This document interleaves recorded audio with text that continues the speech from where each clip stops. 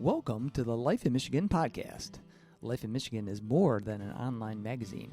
We share the stories, experiences, and vibrant personalities that make the Great Lake State truly unique. In this podcast, we bring you inspiring, heartwarming, and sometimes unexpected conversations with people who call Michigan home. From the rugged beauty of the Upper Peninsula to the bustling creativity of Kalamazoo, we'll cover the stories and define what it means to live, work, and play in Michigan. In this episode, we explore the world of lighthouse preservation with Amy and Jack from the Lakeshore Keepers nonprofit organization on the shores of Lake Michigan. Amy and Jack, welcome to the Life in Michigan podcast. Thanks for having us. Excellent. So for people that are new to the Lakeshore Keepers, maybe you can each introduce yourselves and share your roles at Lakeshore Keepers. Amy, you want to go first? Sure. Okay. My name is Amy Dow. I am currently the operations manager for Lakeshore Keepers, which means I basically run the volunteer program here. So I have over 300 volunteers a year, and I coordinate all of them, their schedules, all the supplies out to our lights and things like that. Nice. Yeah, and I'm Jack Greavy. I'm the executive director for Lakeshore Keepers. Been with the organization for about 3 years now. We've been going on to my 4th season with the organization. My hat is in a lot of different places. I jump around either between grant writing, getting funding for restoration components, meeting volunteers. I love meeting with volunteers. Public outreach, you name it, I'm kind of involved with it as far as throughout the organization. So, yeah, it's been a lovely 3 years now, and looking forward to a 4th season. Awesome. That's awesome. So just so people are oriented, the Lakeshore Keepers are responsible for the lighthouses over on the west side of the state near Ludington. So that's Big Sable, Little Sable, and there's another one, and I can't think of what it is. We actually have 5. Five. So, all right. We needed to do better homework, I guess. I just remember Big Sable. In all fairness, we just acquired Manistee. So okay, we have cool. the Manistee Pierhead Light. We have Big Sable. We have Ludington North Breakwater here in Ludington. We have Little Sable Point, and we also have White River Light Station, which is in Whitehall. Okay. Whitehall. That whole area there is so awesome. You know, up Ludington up to Manistee, and it's just a great area. So, how did you guys get into? I mean, I know that we live in Michigan. We have so much coastline, so everyone loves lighthouses. But what was it about the Lakeshore Keepers? What drew you into wanting to do the work at the lighthouses and do the preservation there? So for me, I grew up actually on sailboats. My parents had a sailboat out of Muskegon. It was a Tartan 34, and we used that as our floating RV. I like to reference that as. So we went up and down the lakeshore. I started sailing competitively when I was in junior sailing. So I've been sailing competitively since I was about 7 years old. Wow. I'm still doing the Chicago to Mac even this coming year. So Oh, wow. very great race to go up there to Mackinac Island from Chicago. And, as far as the passion for lighthouses, you see them every time you're out in the water. You have that form of appreciation, but, to have a boater come to land and appreciate it on land is a different space. So, protecting the shoreline, I've been a lifeguard, I've been a sailing instructor, I really have a passion for water, and I'm a lifelong resident of West Michigan. So these lighthouses here on this coastline, my dad's side of the family is from Manistee, raised in Manistee area, a lot of time in Muskegon area. So this is really the territory I've always, stomping grounds I've always been in. So Awesome. a lot of passion here. Yeah, that's awesome. I don't have a lifelong history of water like Jack does, but I am a history buff. Like, I love history. Old structures are like my favorite. So lighthouses is just kind of a natural thing for me to be interested in. And every vacation we go on, I always have to say, "Oh, where's the lighthouse?" and drag my husband along. So he loves that. But I was a teacher for 28 years. And I always wanted to teach history. And I was told, well, we hope you enjoy being unemployed because everybody loves to teach history. So I was like, okay. So I had to find a channel for that passion somewhere, and lighthouses and just historic buildings in general kind of became my thing. And so after 28 years of teaching, I figured if I can wrangle 6-year-olds for 20 years, I can handle seniors. which So here can I be.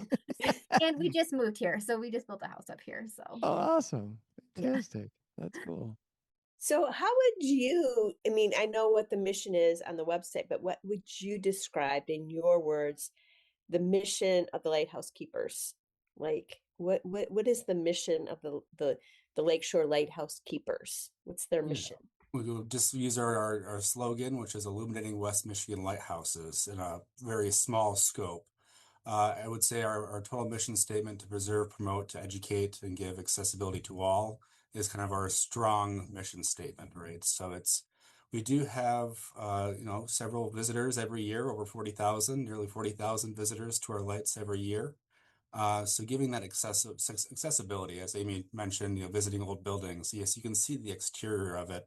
There's a lot of lighthouses, you can see the exterior, but to get that overall involved with actually climbing the tower yourself, seeing what keepers would have saw over 100 years ago from on top of those towers. Lakeshore, yes, it's changed a little bit with the beach erosion and maybe some city center changes, but overall that view is the same view they saw 100 years ago.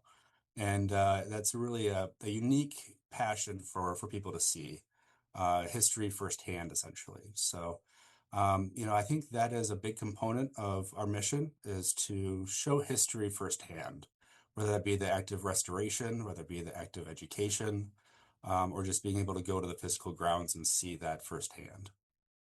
Yeah, I think getting people into, especially for me, like getting into the buildings and saying, oh, wow, this used to be an office. What did they do in here? And, just kind of Mm. getting that whole, and I guess the education aspect for me too is getting younger people to want to do this. Like to me, that's a big part of what I try to do when we have field trips, trying to get the kids interested because they're going to be the next generation to preserve. So, Yeah. Yeah. Especially having the kids out there to basically understand some of that history there, as well as just trying to picture themselves like what that was like to live there, you know, to have. And there's so much history of, just the lakeshore there in general in terms of like logging and everything else, and how the industry has impacted the lakeshore and the kind of the commerce of, the big freighters to the small, you know, sailing yachts and everything else. It's pretty intense.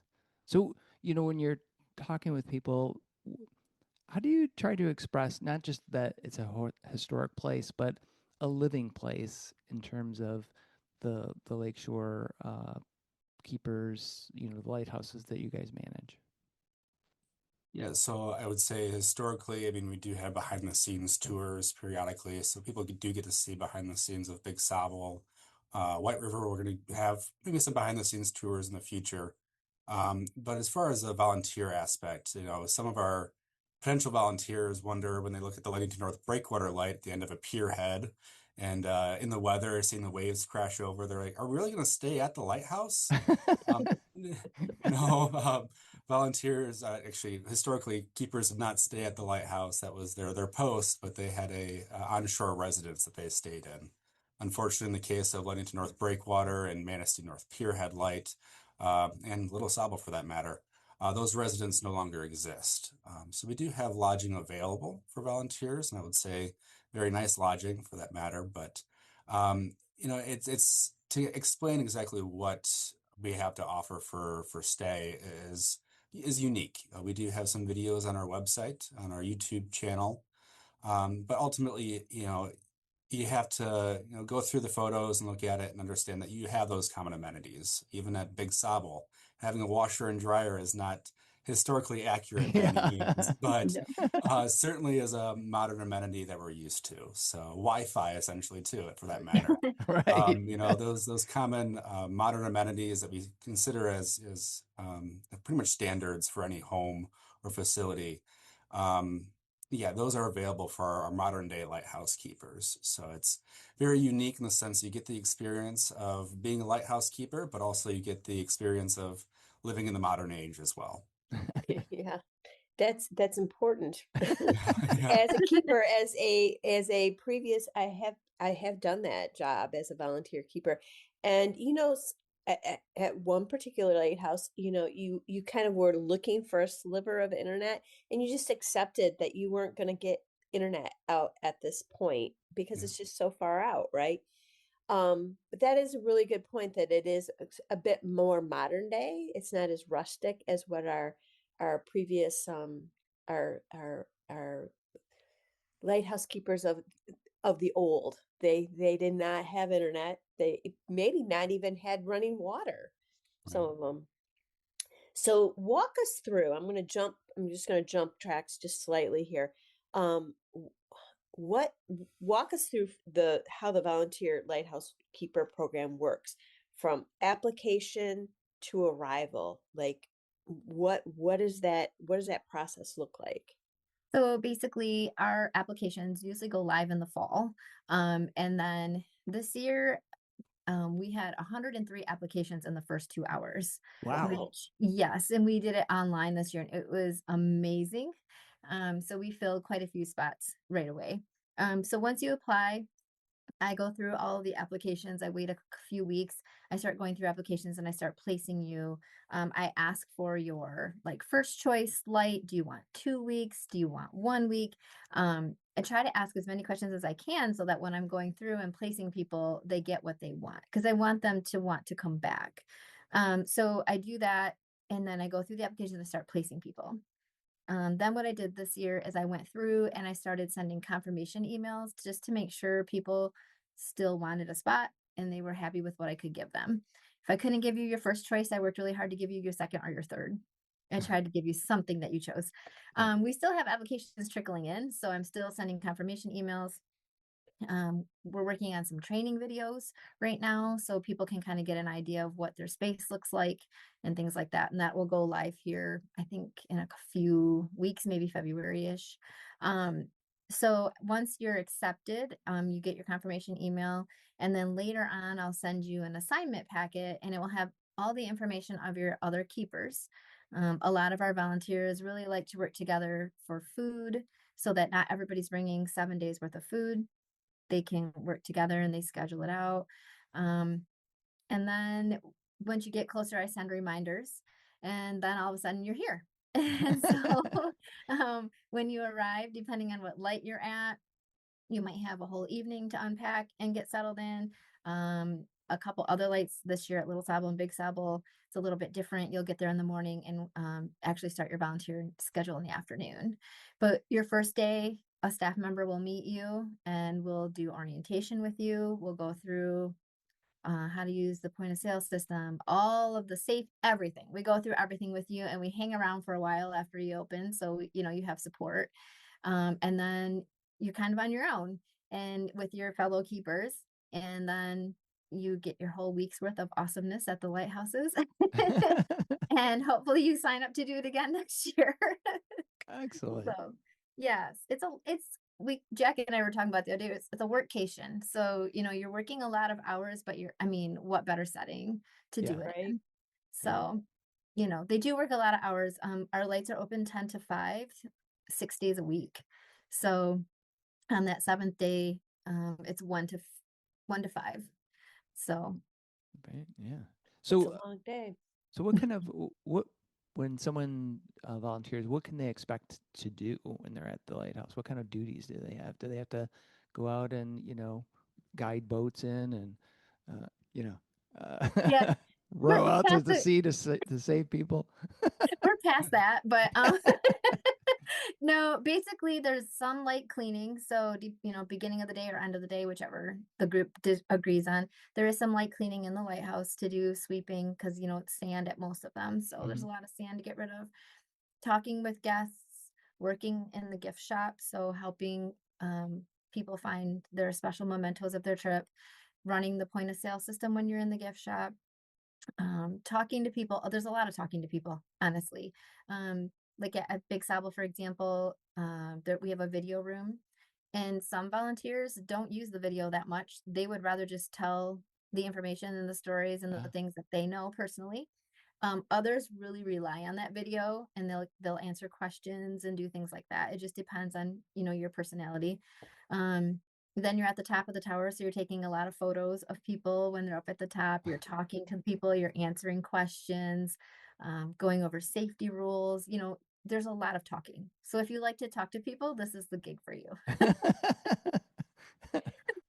some of So our go ahead. guests, over abroad, guests from abroad come in quite often as well. So I was at Manistee this last year. We're doing restoration work in Manistee as we opened up for the first year.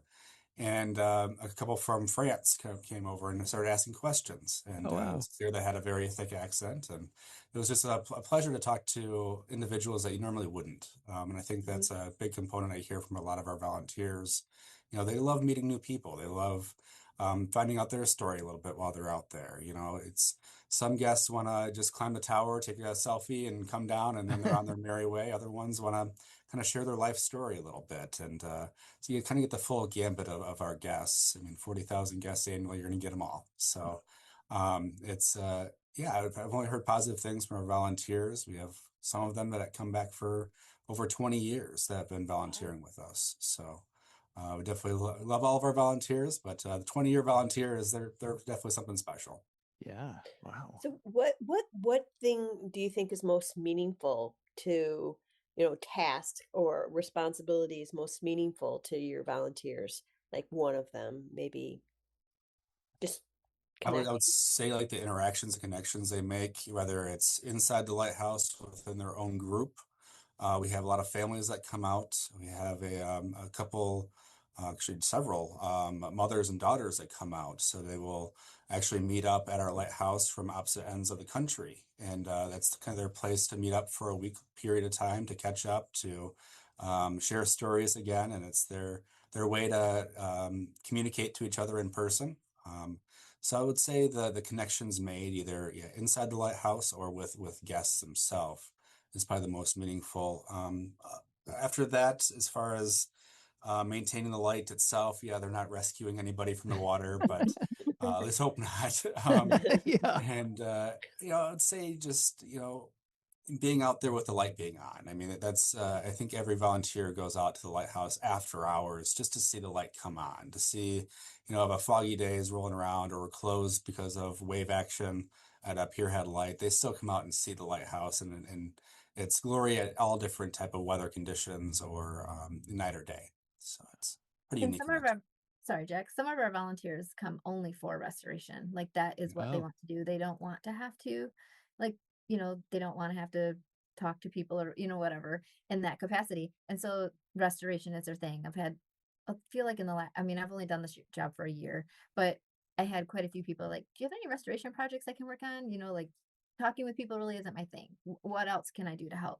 So, restoration is a big one too for some people that they like to work Good on. point. Yeah, and we have quite a few people this year that were new last year that worked together for the first time that had never met before, and now they're coming back this year as a crew. So, Oh. you do meet people that you stay in contact with in some cases, and then you come back together to volunteer again. So that for me is really cool to see, 4, 5, 6 people, depending what light you're at. Maybe you've never met each other, and now, you have another core group of friends. So Awesome. That's cool. So, what would you say is maybe something that you've heard from volunteers that was the most surprising aspect of being on site? So you have an expectation of what you're going to do. You lay out what their duties are, but what's been a something that surprises people once they get there and they're like, "Oh, this is something." I could say one story from this last season. I'm kind of referencing Ludington North Breakwater a lot, but the wave action is something to be concerned about. If being a boater myself, about 12 miles an hour wind is when whitecaps start. The primary wind direction here in this side of the state is the northwest. That's why we have our sand dunes on this side of the lake. And as soon as those whitecaps start rolling, and from that primary wind direction of northwest, they do crash over that pierhead. Typically, those days we are closed down for. There's very few of those days that were open. This last year, it was unfortunate, but we did have a crew that was volunteering with us that didn't volunteer a single day, because every single day for an entire week, it was blowing 12, 13, upwards of 20 or gusts above, and we were closed every single day that week. So Oh my a but God. little unfortunate, but guess who all came back this year? All Oh. 4 of them are back all this year. four of them. It didn't deter them. No, yeah. So a little bit of a surprise in the sense that you want to volunteer, and sometimes, weather is permitting. So we don't want to put our volunteers in any danger. That's not our goal, is to have anybody get swept off any location ever. So we do have protocol for safety procedures that we take very seriously as we do work in unique locations. So it's I would say that's probably one of the shockers I've heard of. Amy, do you have any others? I think some of it is just how many people go through in a day, like Oh. especially at Little Sable, like we have a lot of people in the summer that go through there. And I think sometimes they're just amazed at how many people climb our towers and are just at the lights in a day. And this is kind of a funny story about the wildlife. There we Yeah. have a couple of our residences are in wooded areas, and they've had a couple visitors inside a residence before. So I think they were kind of like, oh wow, like this is something we have to deal with. But they were all good sports about it, and it was all good. But Were they yeah, my bear or deer? What kind of visitors? squirrel. Squirrels. Oh, yeah. The Yeah, it got squirrels. into the house somehow, and it was crazy. I get a call like 8 o'clock at night. There's something in here and it's bigger than a mouse. I'm like, oh dear. I think our maintenance guy went out that evening even to take care of it. Oh. So it's, And it it's, was a squirrel. So yeah. you never know what kind of adventures you're gonna have when you're working at the lights. So Yeah. As I mentioned before, we have volunteered before, and you don't know. I mean, it's like each day is a separate day. Yep. I think there were actually bear up at Grand Traverse Lighthouse, because we had to make sure that the trash cans were locked at night because they have bear occasionally up there. So you never know. It's Michigan, right? Yeah. Absolutely. So in the winter, the lighthouses are closed. What's the general season? When do volunteers have an opportunity to work there, and when does that close down? Our season starts in, well, late April, I guess. We have some crews coming in to start cleaning and getting the lights ready. And then our season of being open runs from May until the end of October, depending on the light. Ah, okay. Wow. So, Do you have any big events that go on through the year? Like, is there, I know like when we were at Grand Traverse, they had like a lobster meal that there was a big event that people helped prepare for. When we were out at Point of Barks, they had a big Some kind of a summer festival, festival. or yeah. Yeah, that they had once a year. We did a lot of cleaning to prepare for that event ahead of time as volunteers. We weren't volunteering at the event. But do you have any events that you have volunteers come and help with at your lighthouses? Yeah, so for our special events, we have what's called bus days out to Big Sable. So it's typically a 1.8-mile hike for a guest to get out there. So buses will actually transport guests out to Big Sable. We have several of those available. You can visit our website to find out those dates. But for those, actually, we bring in additional volunteers for. So if you're a lighthouse keeper on site out at Big Sable for that event, typically you're doing your normal operation. And we actually have additional what are called day keepers, people from our local environment that will come in for a day shift and help out for that operation. Similar at Little Sable, where we have concerts periodically throughout the season Oh, fun. on the beach in the evening hours, starting at about 7 o'clock.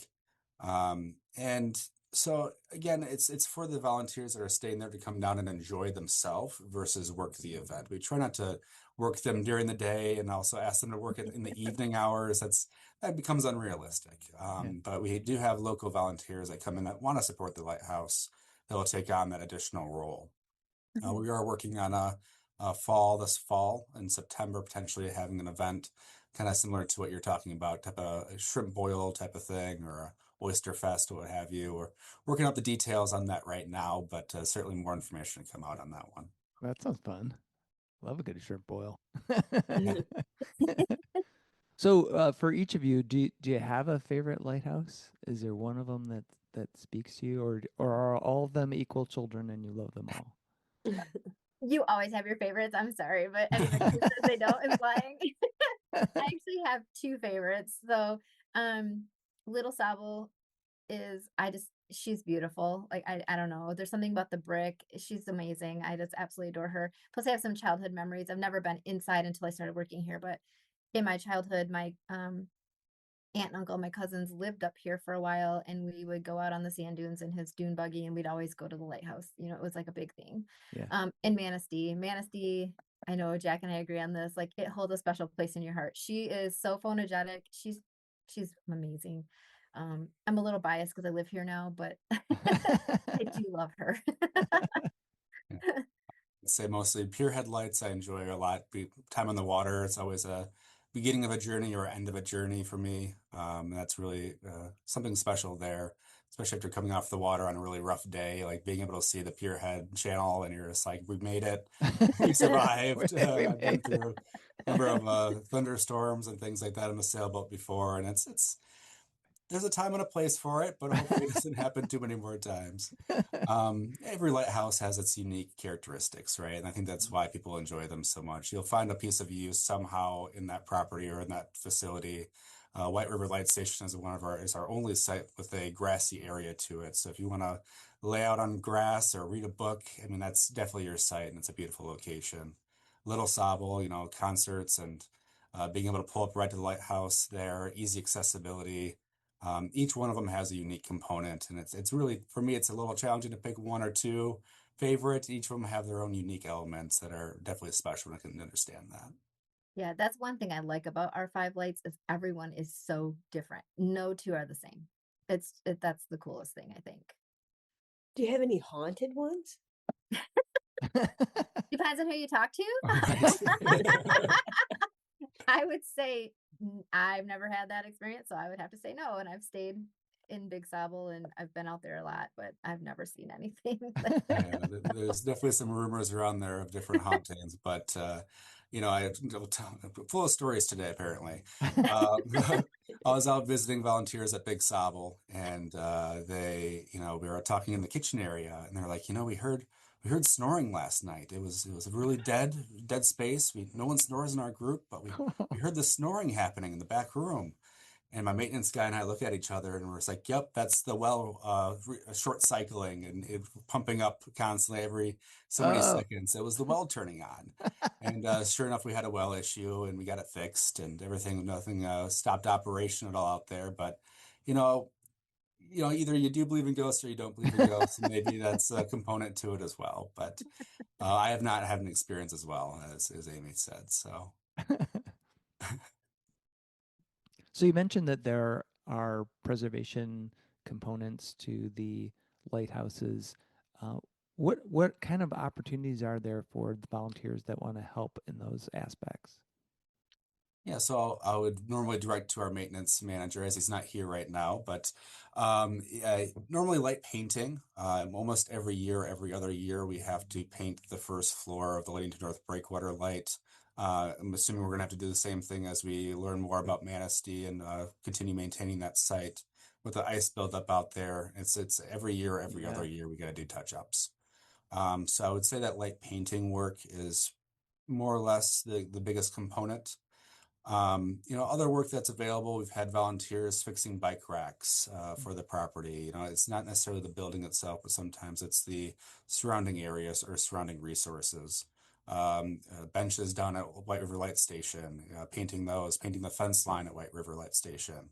It normally consists of some type of painting, sometimes a hammer, sometimes a nail, but mostly a paintbrush, I would say. Nice. More of our bigger components that we do hire those out. We do have fundraising campaigns, always having something going for fundraising. And those bigger jobs, we definitely want the professionals doing that. So we're not going to have you on scaffolding up a side of a tower by any means as a volunteer. That's a job for a professional to do and for that space to handle. So. Cool. When we've talked, I'm looking at my questions. Obviously, I have questions, and I'm looking through, and we've talked about weather and we've talked about climate. Has the weather and the climate changed over the years, or is it pretty consistent? Is winter coming faster, earlier? Are you closing down earlier? Can you open up earlier? Is there any weather Actually, changes happening? this fall felt like summer until it wasn't anymore. I mean, I feel like our fall was amazing this year, and having, and I, mind you, this is my first season, so I'm not really sure, but just from what I've heard, like, and just thinking of this fall, it was an amazing fall for all of our lights to be open as late as they were. Um, it was a gorgeous fall this year. I feel like winter came early, like it was summer and then it was winter I up would here. I didn't agree. really feel like a whole lot of fall in there. Jack, you might disagree, but I didn't really feel a whole lot of fall in there. So Yeah. As far as even like lake levels as well, it's something we always try to look at, especially when you talk about being a pierhead light or beach erosions and things like that. You know, back in 2020, for instance, we were projecting to actually not open up the pierhead light here in Ludington because the water levels were so high. They were nearly coming over top of the channel, and it wasn't blowing 2 miles an hour. Wow. So there's certain times, certain years that are a little bit higher lake levels. We're seeing kind of a lower right now, but it's all depending on what Lake Michigan does during the winter. I've really held this strongly. You can see it every winter. If the Lake Michigan freezes over, for instance, there's a very low evaporation that happens because the lake is covered. If there's low Right. evaporation that happens, then you have different lake levels in the preceding years. If there's a lot of evaporation, then the water will go down. But if it gets capped, you have a lot of snowfall on the land, it all melts down, and you're adding to that reservoir. So it's, you know, looking at weather, looking at changes over time, you do see kind of an ebb and flow of lake levels. Of course, I just a couple months ago, I was reporting to the city of Ludington and talking about, with lower water levels, we're able to open longer. And the city manager was like, don't talk about low lake levels because, of course, they have to dredge a ton during the Oh, channel. yeah. And so that's not good for them if the water is low. So, there's a benefit to both sides of it, I suppose. But yeah, kind of seen that the weather changing a little bit, but not anything dramatic. I want to be saying that yeah, everything is changing drastically. We're getting definitely more of a fall season, and the spring is a little bit cooler, I would say. That makes sense. Yeah. So, are there any like misconceptions that people have about being lighthouse volunteers that you'd like to clear up? Like, do they like that you hear from your volunteers when they get there, like, oh, I didn't know I needed to do that, or oh, I wanted to do that and I can't do that. Like, are there things that come up that you're like, I think the biggest one for some of our newest volunteers is the amount of hours that you work Mm. or volunteer. I feel like sometimes they don't realize I don't know, it's in everything we send out, but I don't think a lot of people realize that we're working or you're volunteering 10 to 5, 6 days okay, a week. I think that for some people was kind of eye-opening. Really, I think I'm just trying to think back to, I think this past year, that's the one thing that I saw on, and it was always the newest people, they were just, oh, we work that much. I'm like, yes, it's a workcation. But yeah, so I think that was probably the biggest thing. And I think for the people who have been here a long time, changes because we've had half our staff turned over this year. So there were changes, and I think sometimes when you're used to doing, well, that's the way we've always done it and it's always worked, Hmm. but it might not be the most efficient way or, something like that. So I think those are probably for me, at least in the season that I just had, probably the two biggest things that I heard about. Yeah, I do think we do a very nice job on our website. We're updating some videos so that'll be available for training of our volunteers so they'll be able to go back through that material and see a video, making sure that we have educational points different ways. If, somebody that enjoys reading and understands well for reading, somebody that understands well for seeing the visual component and seeing that video. And then, of course, the orientation that we talked about earlier. Those are all components that really help out and try to minimize the surprise. We don't want to surprise anybody. It's not our goal. So certainly having that information readily available in different formats truly helps out as well. So, related to staycations, I think it's important to point out that you don't really have to live on the west side of the state, right? You can live anywhere. You don't even have to be in Michigan, right? So How far have people traveled to become volunteers at the lighthouses? Last year I had someone from California. Wow. Actually, I had two people from California come. Florida, Missouri. For some reason, I had a lot of Missourians this past season. A lot. I was like, "Oh, they're from Missouri too." Huh? West Virginia, Colorado. We have Arizona. We have them from all over the United States. Do you get any international volunteers? I did not this year. I don't. Jack, have they in the past? I don't know the answer to that. I don't believe so, but certainly we're not opposed for it. That would be No, that'd wonderful be to have some, amazing. international individuals in our bunch. But so yeah, certainly it's usually I say we cover about 22 states is normally what I kind of see in a given year. So always looking to expand to additional states. We'd love to cover all 50. I don't know that that'll ever occur, but 22 is a good start. It's definitely a good Yeah. start. And certainly, I think our volunteer lodging sites alone are kind of a big draw. I've heard from other individuals that volunteer at other locations that our sites themselves. You're not in a tent. You're not using a vaulted restroom or facility. There's warm water. There's ample amount of space. For Ludington North Breakwater, staying in the Ludington State Park, so a lot of our more adventurous volunteers like to bring their bicycles or kayaks with them along for the trip. So in after hours or before they start their shift, they go out there for a paddle or for a bike ride. It seems that I don't want to stereotype each lighthouse, but there's definitely a certain person that enjoys certain locations. And I think everybody enjoys staying in a lighthouse itself. So Big Sable and White River are very sought after for that purpose. But other than that, I think people really enjoy exploring. If they're not from West Michigan, this is very inexpensive way, I would say, to explore the area. We need a lot of volunteers, and I don't anticipate increasing any type of memberships anytime soon. We need our volunteers. We need the support from our volunteer hours. And truly, we can't do this without the volunteer sector.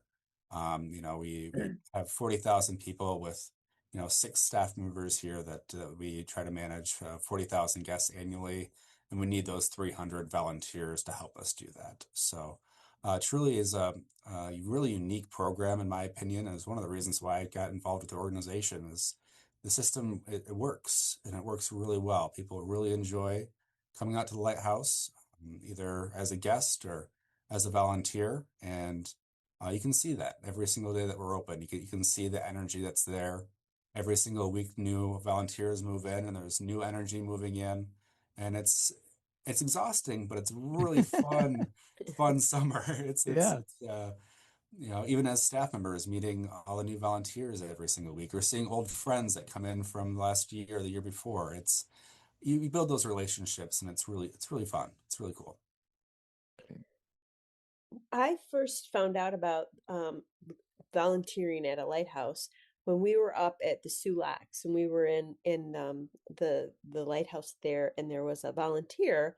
She was a docent, and she was answering questions and stuff at the front. And she was the first person to tell me about the volunteer program. I'm like, oh well, I gotta find out more about it. So I went researching, and we eventually found the Grand Traverse Lighthouse, and we stayed there for two summers, and then we were at Point of Arcs.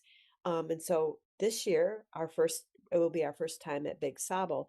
And I think as a new volunteer, the thing I was probably the most worried about after talking to that docent up in Sault Ste. Marie was, I'm not a docent, right? Like I'm going to arrive there, and I don't know anything about this lighthouse, and I'm like trying to read everything I can about it. And the thing is you don't need to know. You'll know a lot when you leave, but you don't need to know, you don't need to know the verbatim of the history. And lots of times people they just want to talk, and they want to ask you a question. I had like really strange questions at one of them, like, well, what does this thing do? And I'm like, I have no idea. But you would go and you'd look it up, and it would be, it's fun, but you don't have to come in, I think is what I'm trying to say, well versed in the history of that lighthouse, or just maritime history, because you'll know it by the time you leave, I think. Yeah, I always tell That's my my volunteers, experience. like, you don't have to know everything. Pick a few things that are really interesting to you and share those with guests when they come. I also provide them with like common questions that are asked, so they have the answers to those. But I even feel that way just being out the lights, listening to all the volunteers, especially at Big Sable, talking when they're in that video room and sharing their stories. I'm like, oh, I'm going to remember that for next time. So you're right. We do provide things for you, information for our volunteers, but I always say it's okay to say you don't know. I Right. mean, you don't have to know everything. I'm kind of there So with Brenda and Amy as well. It's to say I don't know, and then it sparks kind of an interest in yourself to go find out and learn that thing. Like I was asked a question the other day, and I didn't know the answer to it. And now I'm interested in finding that answer so I can answer it next time. Mhm. 100% agree that after your week time period, you're going to be a pro. You're going to you'll be comfortable, and you'll want to be energized. Come back next year. So it's yeah, a lot of fun. I stayed out at Big Sable with some of my girlfriends this fall, and we did a night climb, and we came down and we had a book in the um, video room that we let volunteers use and stuff. And she and I went through page by page, and we were like, oh, that's this and this. And I left, I'm like, wow, I learned more in that like half an hour that we went through that book and talked together than I had like all season about Big Sable. So I don't know. It's a lot of fun out there. So at Big Sable, people actually, you have people at the top of the light and volunteers at the bottom of the light. So people can't. So volunteers have to be able to climb all the way up to the top, right? Yeah, at all of Yes. our lights, we have someone at the top and at the bottom. So, So, and a certain quantity of guests in the tower for itself as well. So we want to make sure that if we're at the top of the tower, we do go out in the gallery outside area, do actually outside at the very top of the tower, and we want to make sure that stays comfortable for people. We know that not everyone enjoys heights, and certainly some of those individuals still climb to the top of the tower to try to conquer their fears. But we have a max of 10 people up there at a time. So, and it's really kind of a strict guideline for that. So we do have a volunteer at the top, a volunteer at the bottom, typically 2 volunteers in the gift shop space. And that's typically 4 can do it, but then we like to add a few additional for rotating. Have a break time for lunch and make sure you have an hour period or half-hour period for lunch. We truly kind of lean on our volunteers to make their own schedule. We don't need to make a complete schedule for them. We can have a suggested one, but ultimately, whatever works for your group. We encourage that every volunteer can climb to the top of the tower. There are some groups, and Amy might scold me for saying this, but at the same time, some groups, they decide, hey, I know that you can't climb the tower. You're going to stay in the base level the entire week. As long as your group agrees with that and everyone's on the same page with that, and there's no so-and-so didn't go to the top. Usually that's not the area that people are fighting over, or not fighting over. But, yeah, everybody wants to be at the top. So nobody's Oh, going to yeah. be sad if they get an extra tour at the top of the tower at all. They're going to be like, yes, I got an extra hour and a half up here today. So that's not usually a place that, you have to worry too much about. And we talked about kind of the schedule from 10 till 5. Don't want to give the wrong impression. There are breaks periodically. Staff members are out there as well throughout your week time experience. And certainly we're there to get breaks too. There was several times this past summer where I was visiting a lighthouse and, give a break to a couple of volunteers while you're there. Have them go to shore, have them go use the restroom, go get a snack, refreshments, whatever they need to make sure it's a fun experience and no one feels stuck in a spot for a half hour. That's not a fun experience. And another job that volunteers do have is cheerleader, because when you are at the top of Little Sable and Big Sable, you do have people that climb that are afraid of heights. And so, it's like you read the room, but at the same time, you're like, you can just look out the doorway. You don't have to go out, or just take one step out. Can you just do one step out? Like, you're the constant encourager. And some people, when they get up there, they struggle to go down. So you're like, well, you can sit and scooch. And, there's all these things that, you don't think about, but you end up being like an encourager and a cheerleader to a lot of grown-ups, especially. Kids have zero fear. But some of their dad, they're like, my dad's afraid of heights. It's like, oh, well, let's help him, whatever. And so, yeah, you also have that role as a volunteer. Well, we're almost to to the time. We've got about 10, 15 minutes left. Is there anything that we haven't covered that you guys wanted to talk about? I have a few more questions, so don't worry. I've got stuff to ask, but if there's something you wanted to talk about. Yeah, Should we talk about spring fling, Jack? Oh, spring fling is a Can I good talk about one. that? Yeah, Okay. go for it. So I didn't mention this and I totally forgot. When you asked about like the course that volunteers take, we usually have spring training, which is also another thing I totally forgot. So two things. Spring training is going to be different this year. Normally we all would get together, as many people as could come would get together. And we would just kind of go as kind of a sit and get kind of day where we go over all the rules, go over all the lighthouse, go over all the things together. It's kind of nice because, you have veterans helping out the newbies, asking questions and all those things. So this year I'm doing spring training a little differently. It's going to be done via Zoom, and I'm going to meet by lighthouse. So for example, you guys would come to the Big Sable one. And then if I have volunteers that work at multiple ones, so they'll be coming to all the different ones. So we'll have, an hour, hour and a half of just chatting together about what to expect for your stay. And that will happen probably in early April. But this year we're going to try something different. Instead of doing spring training in person, we're going to try a spring fling. So, like a progressive dinner, we're going to do progressive lighthouses instead. So we're going to start with the open house style at White River for a certain amount of time, and then move to Little Sable, then like move up. So in a day, you could feasibly see all 5 residences. To try to encourage people to try a new lighthouse, or maybe check things out. I'm like, oh, I've always wanted to try White River, but I didn't really know about the amenities or where we would stay. So just to try to get people a little more, I want to say educated, but just kind of check out some different things and see if you want to try something different or new. And then, of course, we'd all end at Manistee because everybody wants to see Manistee because no one's been in there yet. Where we'll be able to see hopefully the residents and the light, and then have a gathering after with like just snacks and stuff to give people kind of a chance to talk and mingle and things like that. I'm super excited about spring fling. If you can't tell, I'm so excited. I hope people do it because I think it would be really amazing for everybody to see all the different places that they have. So is this options just for volunteers or just anybody that's interested? Just for volunteers this year. I'm not going to get too crazy yet. Maybe in the future though, that could be kind of fun. All right, it could We'll be see. fun. Yeah. Jack, I'm taking a note on that right now.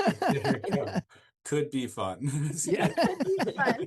Jack's like, oh gosh, that sounds like another headache I have to figure out. And then there will be also the spring training with the Yeah. Zoom where people Yeah. with your lighthouse talk about like the specifics of that lighthouse. Yes. Yep. That last year I tried to do it in person and online, and I can't stand still for one. I like have to pace when I teach, and I struggled.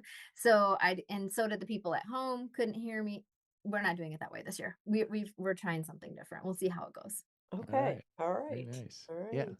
I like the idea of being able to experience each of the different the spring fling sounds very cool, because then like you said, if you're not versed in all the different types of places you're going to stay, because you'd think, well, it's the Breakwater, where do I stay, right? So then you could figure out like that and have an idea of like, oh, I'd like to do that next time. So that's very cool. Yeah, I'm pretty excited about it. I think it's gonna. I just hope people do it. Like I hope enough people do it to. Yeah. Well, if we're around, we're gonna. Well, come we're out. gonna have to get it on our calendar. Yeah. Yeah. May 1st. May 1st. All right. May 1st. All right. All right. So what can listeners do if they want to support your work or get involved with what can they do beyond volunteering? Can they donate?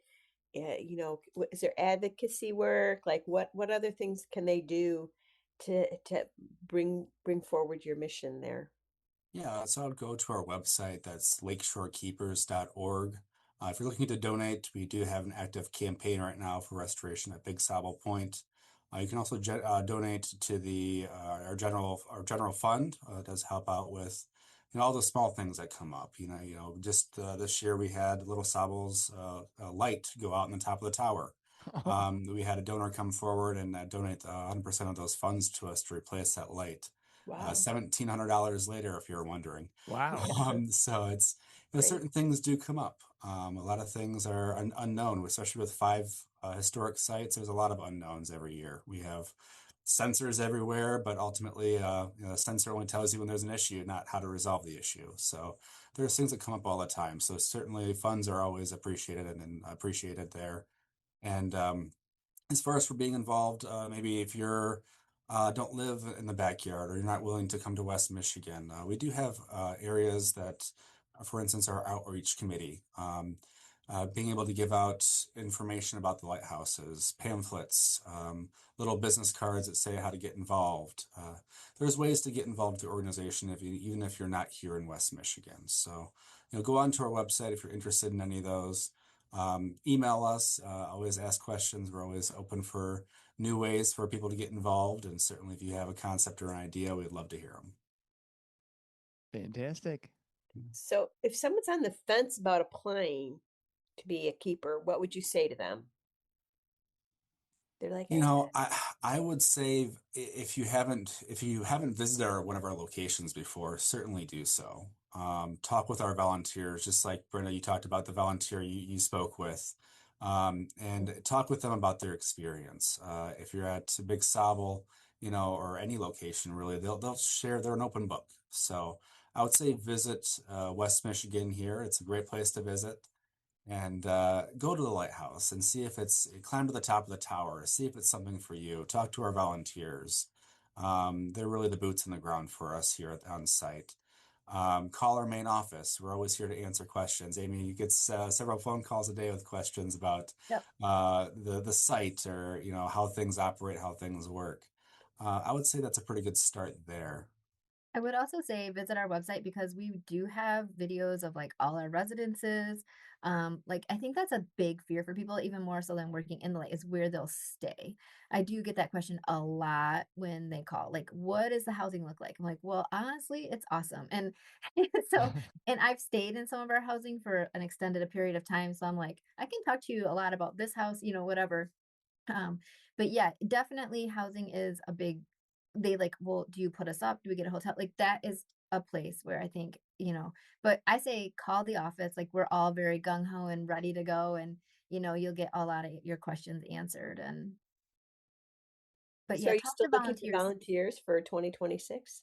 I'm sorry, what was that? Are you still looking for volunteers for 2026? Yes, I am. Okay. I have lots of openings at Manistee to cover right now. I have Breakwater to fill. I do have some Little Sable, and I'm always looking for day keepers. So people who are more local within driving distance in a day who would love to cover a shift just for a day. And that's another way to get started. If somebody is nearby and they're not sure they want to do it, day keeping is a great way to get started.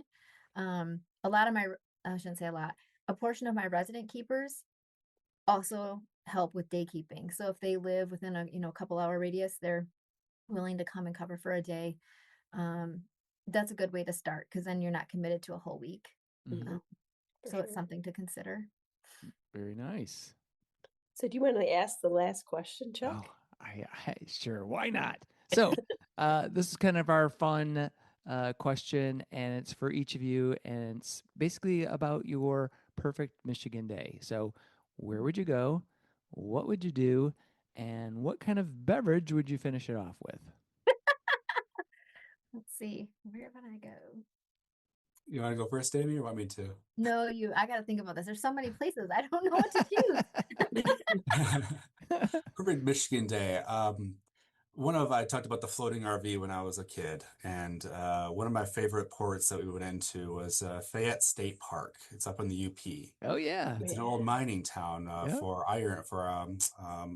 limestone, and there's a ghost town there. And so I think my favorite day would be sailing into port and going to the dock. And it's usually if you go to the dock there, if you have reservations, you get a dock spot.